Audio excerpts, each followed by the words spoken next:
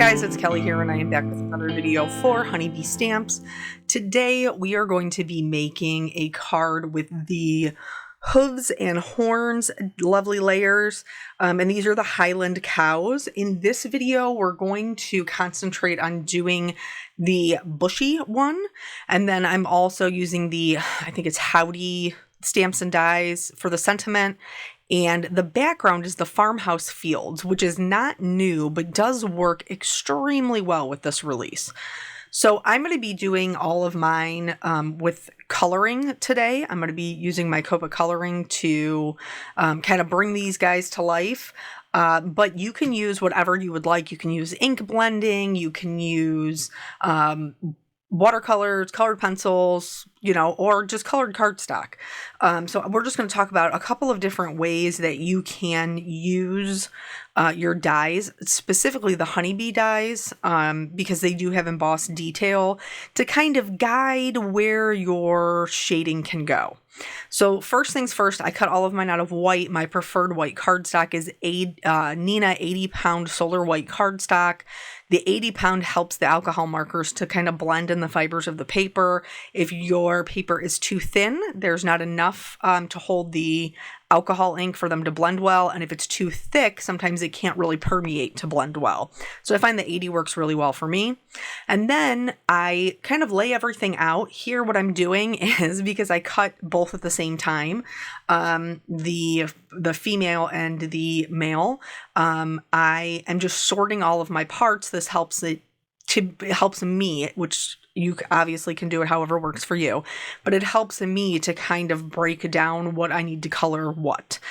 So even after I break down all the pieces, you'll see the parts that I'm coloring like brown versus the parts that I am coloring dark brown or black, like the hooves. Like I kind of categorize them so that they stay together. Then with the lovely layers, you can do this with any layering die sets. You can just lay them on top of each other. So if you are not sure how to put it together, and even when I am sure, I'm going to be honest, I pull up the Lovely Layers layering guide, which is always available on the Honeybee website. You just look for the one that you're, looking for, whatever that is, the flowers, the animals, and on there it will say download the layering guide, and it'll open up in a PDF. And then I just leave this on my computer screen while I'm putting mine together. So I am just laying all of them out, and then I'm using my lightest color to kind of trace around so that I can see where I want to put my shadows. Once I have all of those marked out on the body, then I'm going to move on to the head.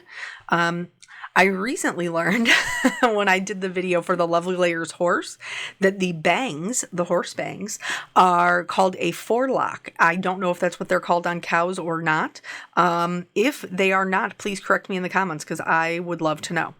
And then, so each layer, the bang, like the head onto the piece with the horns, the bangs onto the face, the snout onto the face, all of those things, I'll just mark them off. So that way I know where to put the shadows. Now, sometimes it's not an exact science, so I always kind of double check as I'm going. I am starting with my darkest color because I've mapped all of my shadows with that lightest color first. But if this is too scary for you, which I completely understand, you could start with your lightest color, work out to your darkest, and then from your darkest back into your lightest. The other thing to note is I am using the E50s family, so I marked them in E53, but I think the lightest color I ended up using was E55, 57, and then 59. 59 is the darkest one in that family, but I knew that the legs here and the tail, because it's going to be set behind my cow, I wanted to make sure that those were going to be darker. So what I did was I brought in an E49. This is one of the, if not the darkest brown in the Copic collection. So I like to bring in this one, or the E29 is pretty dark as well. It's a lot warmer. But then that way, that is my base for my shadows. And then when I bring in my what would normally be my darkest color, like my E59, and I go over top of it, I can tint it to be a bit warmer by glazing that color over top, but it's still going to give me some darker shadows. Alternatively, if you don't have a super dark brown to do this with, you can use a gray. Now, you would want to use a cool gray for cooler colors, your blues, greens, purples, those types of colors, and a warm gray for your warmer colors, red, orange, yellow. Same thing would apply to your brown. So I'm using a warmer brown here. The E50s family is pretty warm. So if I didn't have that E49, I would use a W9, a warm gray in the same kind of family there, or same hue saturation as the other color I'm using, which is that 9. So as far as where the shading goes, obviously the head is going to stick out farther than the rest of the body. So there's going to be shadows there onto its chest. The legs, where the legs are kind of coming like and meeting the belly, there's going to be shadows there. The tail where it's tucked behind the legs, we obviously already did those shadows. You could leave the full back lighter, depending upon where, kind of your light source was. I wanted to have a little bit more darker color, so I didn't do as much, but you definitely could. The other thing, for blend, like really good blending, you want to make sure that your colors are, like your markers are full. So if they are, if you're going through and adding down your color and it looks like they're streaking, refill them so that way you get a really nice blend. For the actual, this part is just the horns. I am going to use those warm grays that we were talking about. So I'm going to add a little shadow kind of underneath them. The reason that you see me also doing it on the head as well as that kind of like brown that I went around the edges with, is to make sure that we don't have any white peeking out. If you are putting your layers together and you notice any white showing, it kind of ruins the illusion of a three-dimensional object if we can see those kind of white parts. So I just try to make sure that I, get them while I'm doing my coloring. So I do want to say, because I'm sure that you noticed at the beginning of this video, there were 2 cards. I'm just showing you this cow, which is, I believe, the male. And the reason that I'm doing that is because they are kind of longer videos, because I made 2 cards and all of it is Copic coloring. So I decided to split them up into 2. So the other one will actually be on the Honeybee channel tomorrow as part of the YouTube hop for the Sawdust and Saddles release. So that way you guys will get to see both of them and we won't have to have like a extremely long video, and I won't have to cut out a bunch of stuff because it's too long. So now that we have the majority of our cow colored, I am going to start working on these other little bitty layers. This is the snout. And so while I normally wouldn't do much to this because it's the part that sticks out the furthest, I did add just a little bit of darkness with the nostrils, just a little bit of a medium brown in there. And then for the hooves, I did the 2 darkest browns. So that's that E49 and the E59. I am just going ahead and coloring them on the actual cow again to make sure that white part isn't peeking through. I added my darkest color to the bottom of the hooves and then blended that out with the mid-tone. I had a much easier time with these. For some reason, when I was doing the horse ones, like my brain would not compute that the straight side of it was not on the bottom. It was on the side. Because just the way the horse is drawn, which I do have a fun idea for that horse.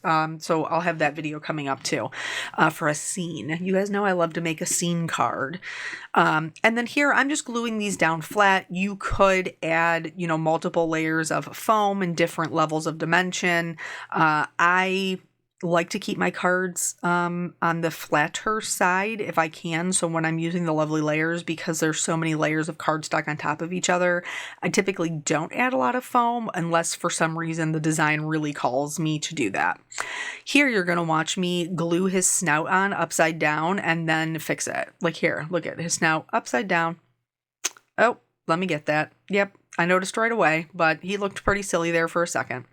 And then from there, these pieces, I could see if you weren't looking at the layering guide, like how they might be a little bit tricky, but there's actually kind of like little notches you can look for.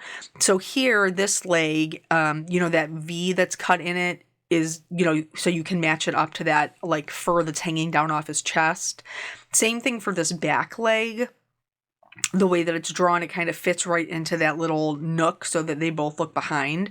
For the tail, the bottom piece, the kind of like the bottom furry piece on the actual body, the tail tucks right up underneath that.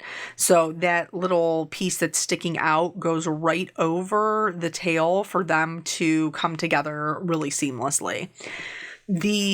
Oh, see there, I missed a piece. I had to go in because it was white. So then we're going to put the hooves together onto our little cow, and then the eyeballs. Now, there are obviously eyes when you do the die cutting. I believe they're actually on the same die as the hooves.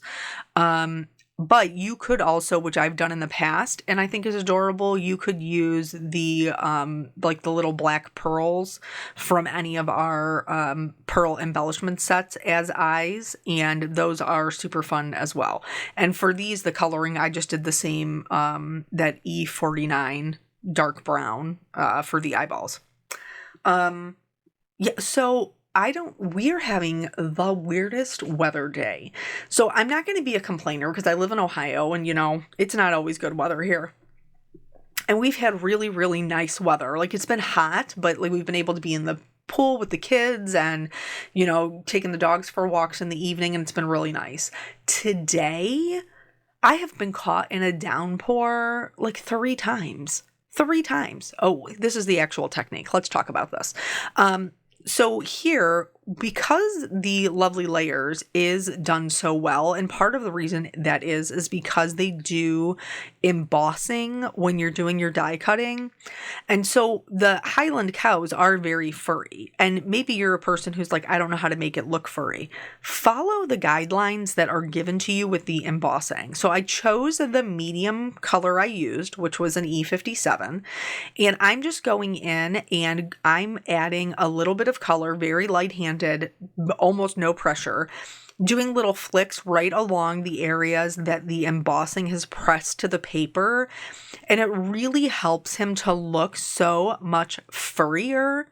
There's also another little trick that you can use that we'll see a little bit later. If you find that your mid-tone is a little bit too strong of a color, you can always go back over with your lighter mid-tone, and that will help blend it and still leave you with a lot of dimension. This is that Farmhouse Fields. I have a full sheet of paper here because it is a little bit bigger, but it's bigger and it is actually very helpful for us because it is bigger than an A2 size. So I ran that through. Across the top there, it does not cut out the tree. So I'm going to put this in and I'm going to take it to 5.5 and then I'm going to trim it out. That sky piece will come out. You could use that and fit it together like a puzzle, or you can do what I'm going to do, which is create a separate piece behind it. In order to create that separate piece behind it, I am just going to do some nice light sky colors. My go-to is Salvage Patina and Salty Ocean. I use my larger honeybee background brushes for this, and I leave some white, and it just gives this, kind of illusion of like soft, fluffy clouds in the background, nothing too definitive. And you could even go darker with the blue sky if you wanted it to be more apparent. You could go in with some prize ribbon or Mermaid Lagoon if you were, more along like the blue-green side. For the farmhouse fields, there are stencils. I will link them below, even though I didn't use them, but you can absolutely use the stencils to lay down your base color. I believe I've used them in the past. I'll have to try to link to that video that I've done. But so basically what I'm doing here is I'm just adding some shading kind of to the left and the right hand side and along the bottom. Here you can see exactly, remember what I told you, like make sure your markers are filled. Can you see how streaky my grass looks? And it's because I'm not taking the time to step and refill them. So it's looking very, very streaky. I did eventually step and refill them. But so here, I left, kind of like a little bit of a lighter center because that's where our cow is going to go. So it's kind of going to draw the eye. But then here, this is, again, the way that we colored the cow and, made him look like he was furry. I'm following that same principle here because the grass is embossed into this die cut. And so I'm going in with my different colors of green. I'm going in, with the darker around the edges and then the mid-tone and then the lightest color. And I'm just kind of following along with the embossed areas that are already down. And this is going to help create a fuller grass look. Like, maybe he's out there in the meadows, grazing along, kind of thing. This also helps to mask any streakiness in your coloring.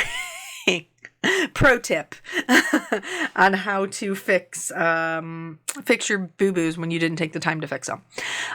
So I'm just going to do that all the way through to my lightest color.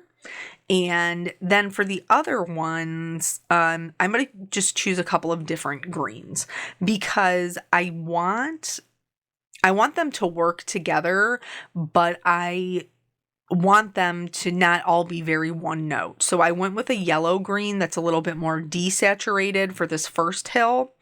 Now all of these areas they're die cut separated. So if you need to color them, you can do what I'm doing here and just pull them apart.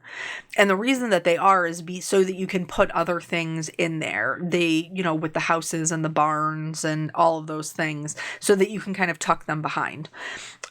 Here, this is kind of like rows in this field back here. And I decided to do that in the same green colors that I did the front grass in, minus the lightest color, which is a yellow green. So this looks more like a true green. And then I went really, really yellow green with the actual tree line. I'm not going to color the tree here because I'm not going to use it. Not for this one. Not for this one. The other way, if you find that you have a hard time keeping them separate to color them, you can just slide a scrap piece of paper in between them, and that will help from getting one green onto the other. So anywho, I was telling you guys, I had a doctor's appointment today. I went to my doctor's appointment, and when I was leaving the hospital, it was a total downpour, and of course I'm parked like all the way in the back lot. I'm like, oh man, you got to be kidding me. So I did at least have the presence of mind to grab a sweater, mostly because I thought I was going to be cold. So at least it had like a little zip up hoodie sweatshirt. So I had that over my head. So I guess that counted for something. And then when I went to my dad's to pick up Peanut, it was raining there as well. Not as hard, thank God. But then when I picked up Caitlin from daycare, it was an absolute torrential downpour. And then I have to put her in her car seat, right? So I'm just standing out there in it, just getting hammered. So while I'm doing this voiceover, I am still drying out. So thankfully, it seems like this is only supposed to be the only rainy day as we head into the holiday. So that makes me happy. So there you saw, I glued on the parts that are the scenery, and then I trimmed off the tree. So I really love that you can get like a couple of different looks out of this particular one. And then I just laid my cow there so that I could get my sentiment. So there is one that I used here that's like the, howdy partner, kind of, with an accent. But if you are a stickler for spelling, there is one in this set that actually spells partner correctly, if you would prefer that one.